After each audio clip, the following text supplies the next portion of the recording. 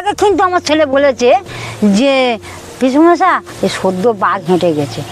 ওহো, সবাই আগে থেকে একবার টের পেয়েছে। হ্যাঁ কাকু পিসমশা সবে বাঘ হেঁটে যাচ্ছে, তোমরা যাওনি, তোমার ঘরে ফিরে দাও। ওরে বাপ রে বাপ। এইখানে কি কবে এসছো এখানে? যাচ্ছি সেই রাস্তাতেই, আপনি দেখুন যে কি পরিস্থিতি। এখন দিনের বেলা, এখন বাজে সকাল 10:30। তো এই যে 10 মিনিট দাঁড়িয়ে কথা বলছিলাম, মাত্র একজন লোক গেল, আর রাস্তাঘাটে কোনো এমনি তো আর লাইট ফাইট কিছুই দেখতে পাচ্ছি না। কোন দিকটাতে সেটা? এসব জাল দিয়ে ঘেরা হয়, এবারে জাল দিয়ে ঘেরা। ও আচ্ছা, সেই জায়গাটা দেখেছেন, ও ওইখান থেকে শুরু করে হোস তখন তো জাল কেড়ে যেটা আসে সে চেনে তো, সে খাঁচা মোটে পড়তে চাইবে না। তার ভিতরে বাবা আমি ওইখানে পড়ে গেছি, আমি আর দেখিনি। হ্যাঁ ধরেছিল মানে এই এই ডেনাটা একদম লাভেনি, এই ফুসফুসি হ্যাঁ। একদম বার করে নিয়েছে, কিনে টিনে সব বার করে নিয়েছে। আর এই ঘাড় নেই, 6খানা 7খানা গামছা ঢুকানো পেটের ভিতরে, একদম উলঙ্গা। আধ ঘন্টা পর আমার ছেলে বাঘের সঙ্গে যুদ্ধ করেছে। আর সেই শ্মশানের কাছে আছে। আমাদের ঘরের পেছন দিয়ে গেছে, যে মাঠে ঘাটে সব চলে কোন দিকে? এই ঘরের পেছন থেকে হ্যাঁ। মাঠে চলে গেছে। আর তাই? হ্যাঁ কোন ধরে হেঁটে ওই থেকে ওই ধার পাড়া দিতে চলে গেছে। কি সর্বনাশ। এসে মনে হয় থেকে যায় একদিন। গ্রামের নাম ভুবনেশ্বরী। রাত বাড়তেই যে গ্রামে মানুষের মনের মধ্যে জঙ্গলের বড়বাবুর আতঙ্কের চোরা স্রোত বয়ে যায়। দক্ষিণ চব্বিশ পরগনা জেলার মইপিট কোস্টাল থানা এবং কুলতলি ব্লকের অন্তর্গত সবথেকে বিপজ্জনক জঙ্গল লাগোয়া গ্রামটাই হলো এই ভুবনেশ্বরী। কারো রান্নাঘরের উঠোন আর জঙ্গল একই জায়গায়, তো কারোর বাথরুম পায়খানা একদম জঙ্গল ঘেঁষা। গ্রামে মানুষের মৃত্যুর পর তাদেরকে যেখানে দাহ করা হয়, স্থানীয় গ্রামবাসীদের কথায় সেটি হলো এখানকার ঠাকুর থান। এরকম 2টি ঠাকুর থান এই গ্রামে রয়েছে এবং জঙ্গলের বড়বাবু অর্থাৎ রয়্যাল বেঙ্গল টাইগার এই গ্রামে ঢোকে মূলত সেই ঠাকুর থান লাগোয়া শ্মশান 2টি থেকেই। এই গ্রামে বাঘ ঢোকার অগুন্তি ঘটনা রয়েছে, যা একে একে আমি আপনাদের সামনে তুলে ধরবো। কিন্তু আজ যে ঘটনা আপনাদের সামনে শোনাবো সেটি এই গ্রামেরই এক ভাই, যার বাড়ি আমি ভিডিওর একদম শুরুতেই ইতিমধ্যেই দেখিয়েছি। বাঘের আক্রমণে ভাইয়ের শরীর থেকে ঘাড় একদম ছিন্ন ভিন্ন করে আলাদা করে দেওয়া হয়েছিল এবং ভাইয়ের পেটে 6টা গামছা ঢুকিয়েও তার বাবা রক্তস্রোত বন্ধ করতে পারেনি। তো মর্মান্তিক এই ঘটনা ভাইয়ের মা অর্থাৎ জেঠিমা আপনাদের সামনে বলবেন। এবারে কি বলো তো বাবা, এবারে আমি আর ওর বাবা এরকম বসে রয়েছি, ওই পোস্টার ওইখানে আমি এদিকে বসে আছি, ওর বাবা মধ্যিখানে বসে আছে। আর আমার ছেলে বলতেছে, বলে ও মা আর তুমি আমার মেয়েকে ডাক্তারখানা নিয়ে যাবে। বড় ছেলে? আচ্ছা। তা বলছে, আচ্ছা আমি বলছি ও আমার ওই ঘাটেতে পড়ে গিয়ে আমার হাঁটুতে লেগেছে, তা তুই আর বৌমা যা। তাহলে ও এখন আমার বৌমার নাম গুলুলুনগা ডাকে, ওর নাম শৈবা চাঁদি ডাকছে। এখন ও কি করেছে, ও এখন গিয়ে বলছে, বলে এগুলো চল, মা বলছে ডাক্তারখানা নিয়ে যেতে নুনোকে, চল দুজনে যাবো চল। তা বৌমা ফট করে যেমন বলছে, না তোর সঙ্গে যাব না, তোর সঙ্গে যাব না, আমি মার সঙ্গে যাবো। বড় ছেলের বউ? আচ্ছা। বলে বাবা আমি সকালবেলা চান টান করে, ওই বলছে কিন্তু হাতে বিড়ি টানতেছে।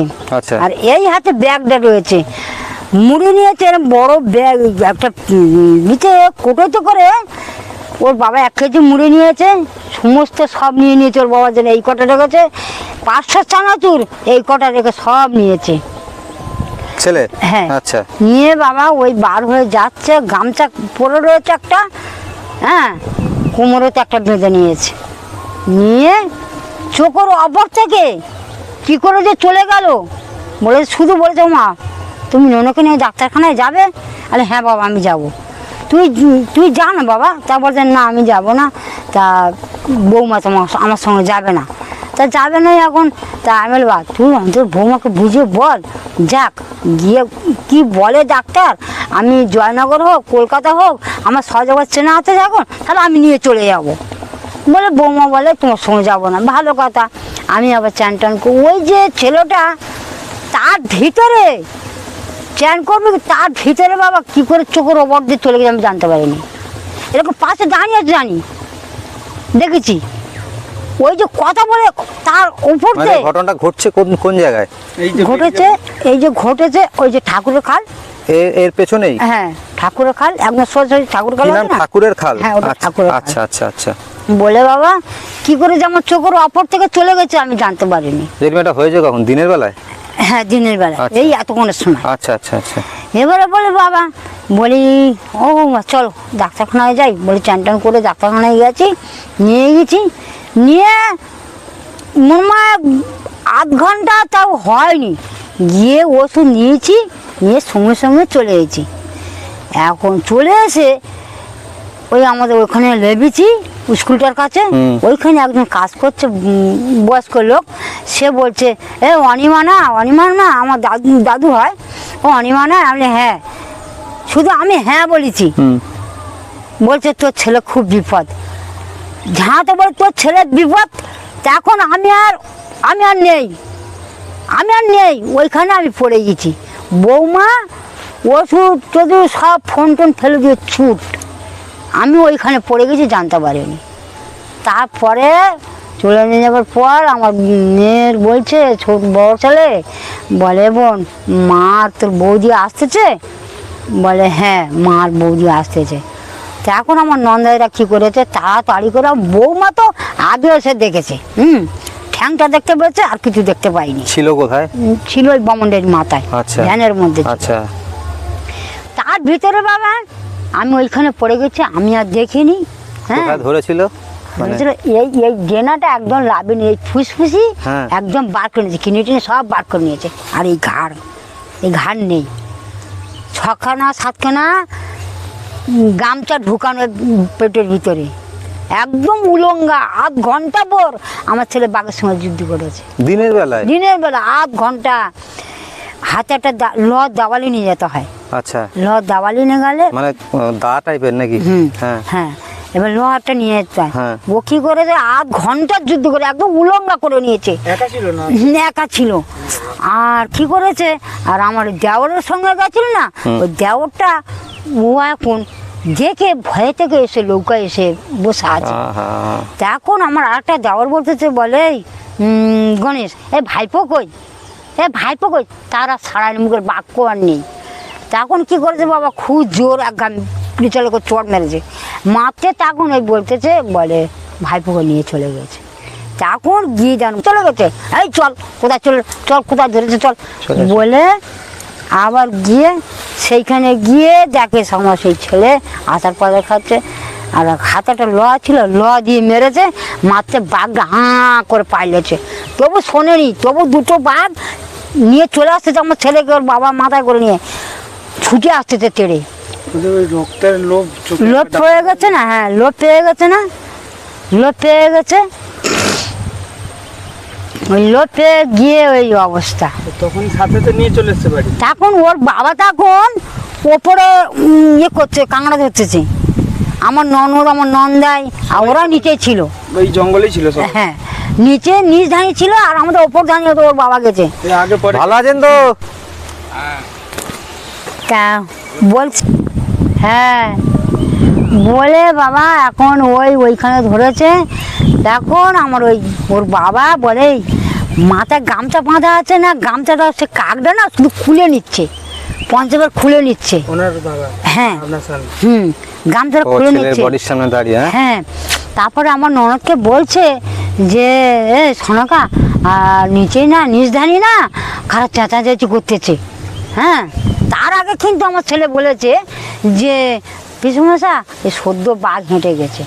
ওহো, সবাই আগে থেকে একবার টের পেয়েছে। হ্যাঁ কাকু পিসুমশা সবে বাঘ হেঁটে যাচ্ছে, তোমরা যাওনি, তোমরা ঘরে ফিরে যাও। তারপরে এক দিদির সাথে কথা হচ্ছিল, তো দিদি খালটার নাম বললেন ঠাকুরের খাল। আর বন্ধুরা যেখানটাতে দাঁড়িয়ে আছি, এই সামনেটা হচ্ছে শ্মশান, যেখান থেকে মূলত এই গ্রামে বাঘ ঢোকে, ওই শ্মশানটা দিয়েই ওঠে। তো যে জেঠিমার সাথে কথা হলো, তার ছেলেকে তো ক্ষতবিক্ষত করেছে, বলছে কিডনি ফুসফুস সব বের করে দিয়েছে, আর বুকের মধ্যে থেকে 3-4টে গামছা ঢুকিয়ে দিয়েছে, মানে যখন এই ঘটনাটা ঘটে।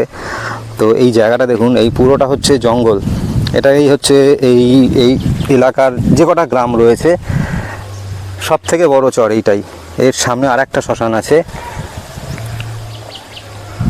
তো যাচ্ছি সেই রাস্তাতেই, তো আপনি দেখুন যে কি পরিস্থিতি। এখন দিনের বেলা, এখন বাজে সকাল 10:30। তো এই যে 10 মিনিট দাঁড়িয়ে কথা বলছিলাম, মাত্র একজন লোক গেল। আর রাস্তাঘাটে কোনো এমনি তো আর লাইট ফাইট কিছুই দেখতে পাচ্ছি না। ঝিঝি পোকার আওয়াজ দিনের বেলাতে, জানি না স্পিকারে আওয়াজ আসছে কি না। এই গাছগুলো দেখুন একবার একটু, এটা কিন্তু গ্রামেই রয়েছি, কিন্তু এই হচ্ছে জঙ্গলের পরিস্থিতি। আর হাওয়া এই পথ বরাবর চলে গেছে সামনের দিক, আর এই বরাবর আমি যাচ্ছি হচ্ছে নদীর দিকটাতে। ওই যে ঠাকুরের খাল যে জায়গাটা, আমি জানি না সামনে কতটা যেতে হবে, তো যাচ্ছি সেই পথে।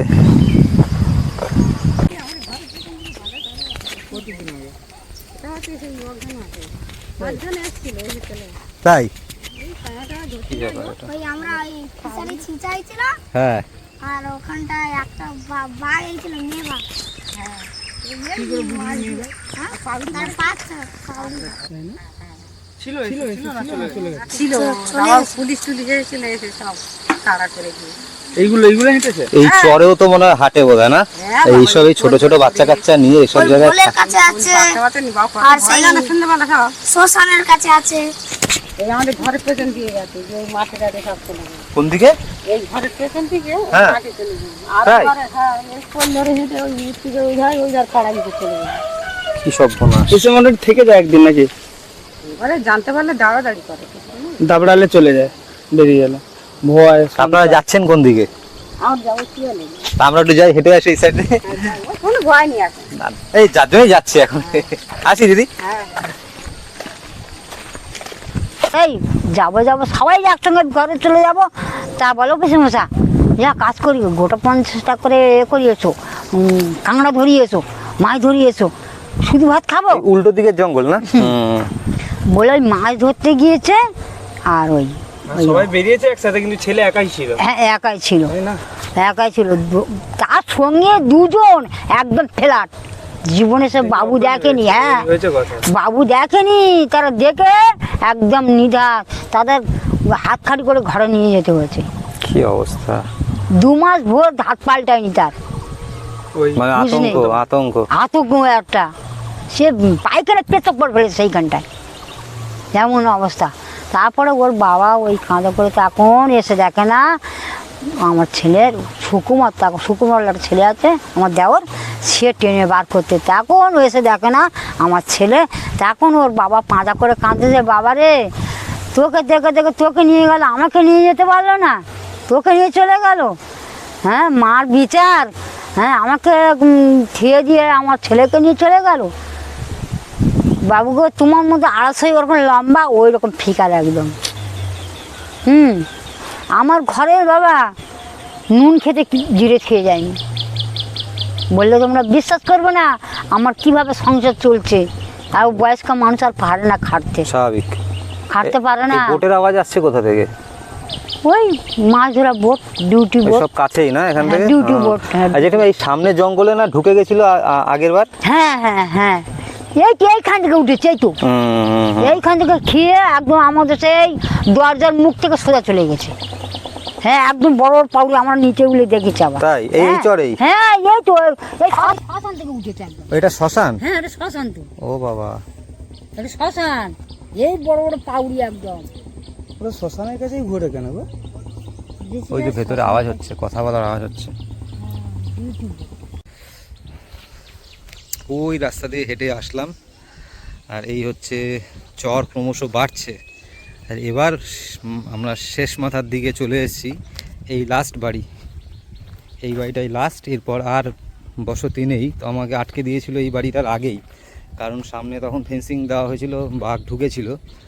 তো সেটা গতবারের কথা, কিন্তু তারপরে এই আজকেই আসলাম।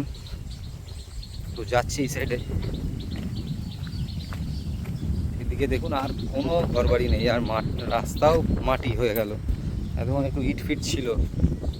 আর বাদিকের এই অবস্থা, কি সুন্দর পাখি ডাকের আওয়াজ আসছে, বিভিন্ন রকমের আওয়াজ পাখির। সুন্দরবনের সব থেকে বড় চর এটাই, গ্রাম লাগোয়া যে চরগুলো রয়েছে, জঙ্গল হয়ে গেছে, তার মধ্যে এইটা সব থেকে বড় চর। আর এই দূর দূরান্তে দেখুন আর বাড়ির চিহ্ন নেই, আপাতত কোনো মানুষজনও দেখতে পাচ্ছি না। তো যাচ্ছি, আর এই হচ্ছে ডান দিক। অ্যাকচুয়ালি পূর্ণিমার কোটাল চলছে, যার জন্য জলের এই অবস্থা। তো এক দাদা বললো যে জল আরও উঠবে, এই রাস্তার কাছাকাছি জল চলে আসবে দুপুরের মধ্যে, তারপরে এবার আস্তে আস্তে কোটাল কেটে গেলে জল নামবে। এই দেখুন অবস্থা এদিকে।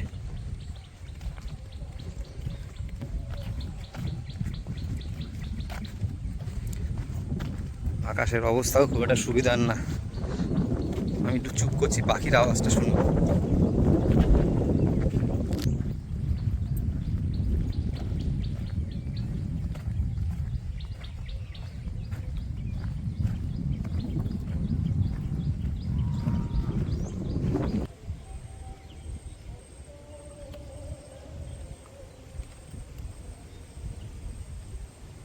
জল ওঠে না, যেদিকে ওঠে এবার বৈশাখ মাসে তখন বড় কাটা না, তখন উঠতে পারে। ওরে বাপ রে বাপ, মানে এতটা ওপরে ওঠে না, নিচে থাকে জল। এইখানে কি কবে এসছো এখানে? এখানে এসেছি মনে হয় 9 মাস না 10 মাস হচ্ছে। কেন এটা আমি 1 বছর আগে এসেছিলাম, এই জায়গাটা ছিল না, ফাঁকা ছিল জায়গাটা। ও বাবা, না না, আমার রাতে ভয় থাকে। ভয় লাগে না? না, তা যদি চলে আসে? আসবে, আমার দরজা লাগে, আমার চোখে বসে থাকি। রান্নাবাড়ি চলছে? করো করো, আসি।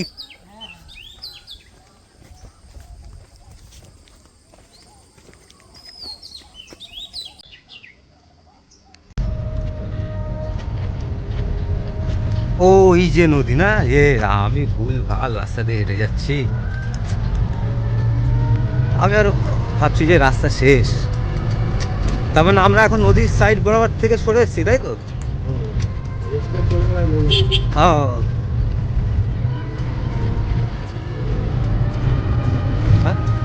আবার কি হলো? এক দিদির সাথে কথা হচ্ছিল, তো দিদি খালটার নাম বললেন ঠাকুরের খাল। আর বন্ধুরা, যেখানটাতে দাঁড়িয়ে আছি এই সামনেটা হচ্ছে শ্মশান, যেখান থেকে মূলত এই গ্রামে বাঘ ঢোকে, ওই শ্মশানটা দিয়েই ওঠে। তো যে জেঠিমার সাথে কথা হলো, তার ছেলেকে তো ক্ষতবিক্ষত করেছে, বলছে কিডনি ফুসফুস সব বের করে দিয়েছে, আর বুকের মধ্যে থেকে 3-4টে গামছা ঢুকিয়ে দিয়েছে, মানে যখন এই ঘটনাটা ঘটে। তো এই জায়গাটা দেখুন, এই পুরোটা হচ্ছে জঙ্গল। এটাই হচ্ছে এই এই এলাকার যে কটা গ্রাম রয়েছে সব থেকে বড় চর এইটাই। এর সামনে আর একটা শ্মশান আছে। তো যাচ্ছি সেই রাস্তাতেই, আপনি দেখুন যে কি পরিস্থিতি। এখন দিনের বেলা, এখন বাজে সকাল 10:30।